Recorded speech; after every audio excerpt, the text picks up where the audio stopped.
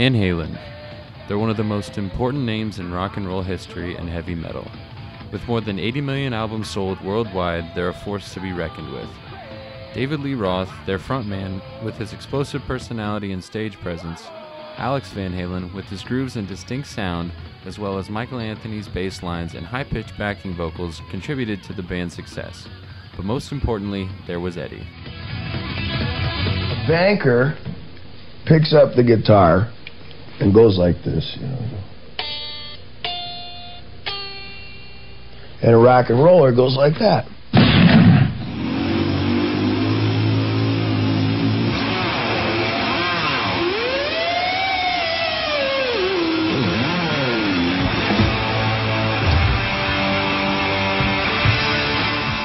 Eddie was born Edward Ludwig Van Halen in Amsterdam on January 26, 1955.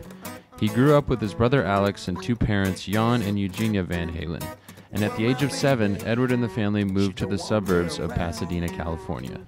Jan Van Halen was a clarinet and saxophone player, so music was in the family. Edward and his brother were trained in classical piano, and Eddie won a number of talent shows.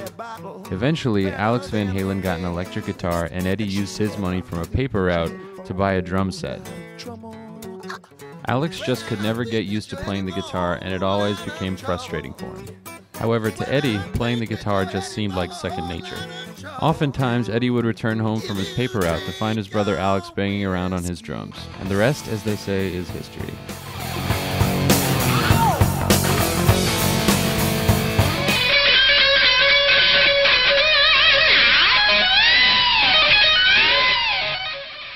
Eddie single-handedly changed the way rock and roll guitar was played. When Van Halen jumped into the spotlight in the late 70s, Eddie had a style all his own. Not only did he have technical proficiency of the instrument, but he had a unique style that consisted of some very, at the time, unconventional techniques.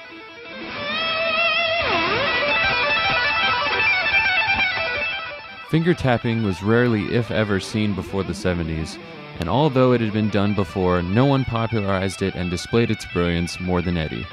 He used the technique to better show his prowess of the instrument, as shown on the track Eruption from the first Van Halen album, which has been rated the second greatest guitar solo of all time.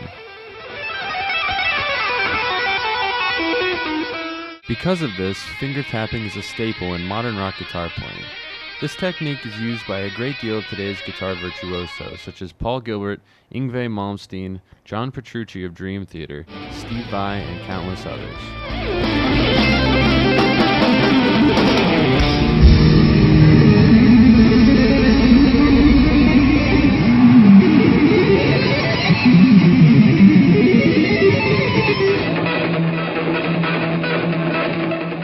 Even though Eddie didn't invent tapping, he took it to the next level with tap harmonics, which were considerably easier to pull off with large amounts of distortion, which Eddie had in great abundance.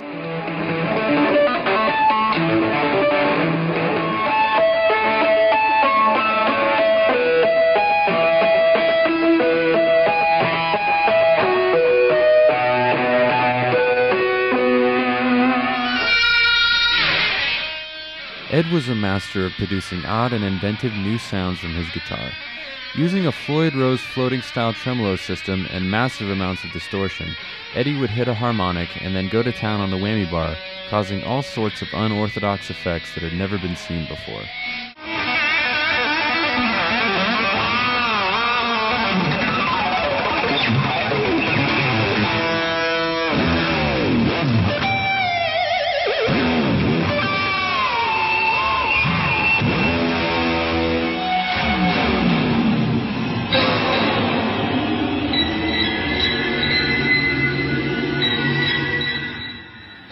Part of Ed's individuality and what makes him stand out in the rock world is his distinct guitar tone.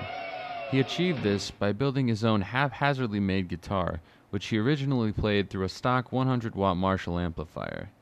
This unique tone, which became known as the Brown sound, is obvious the moment you hear it on any Van Halen track.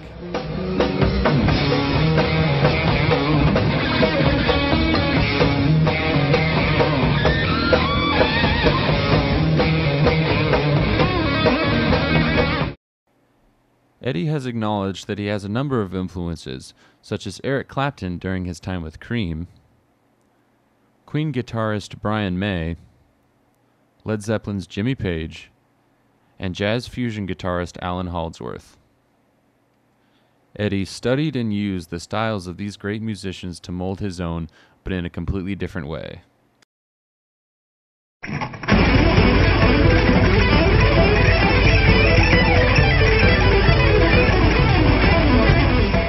Other guitar greats paid their homage to Ed, including Paul Gilbert of Mr. Big and Racer X, who wrote a song dedicated to Ed using a guitar with 3 strings, all tuned to the key of E, which was entitled 3 E's for Edward.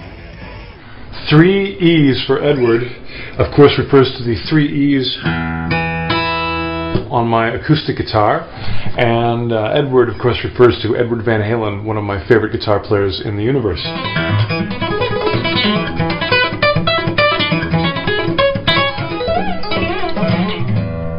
And put Edward in my heart and 3 strings in my hands, and there you have it.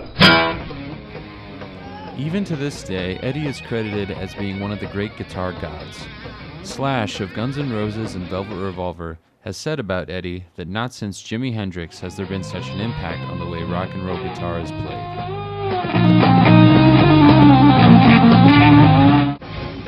Eddie will no doubt continue to be praised for ages to come. His influence goes beyond more than simply guitar players, but to music in general. Guitar virtuoso Steve Vai once said that it is only the most elite of elite musicians whose unconventional approach becomes conventional. Eddie Van Halen is surely fitting of that saying.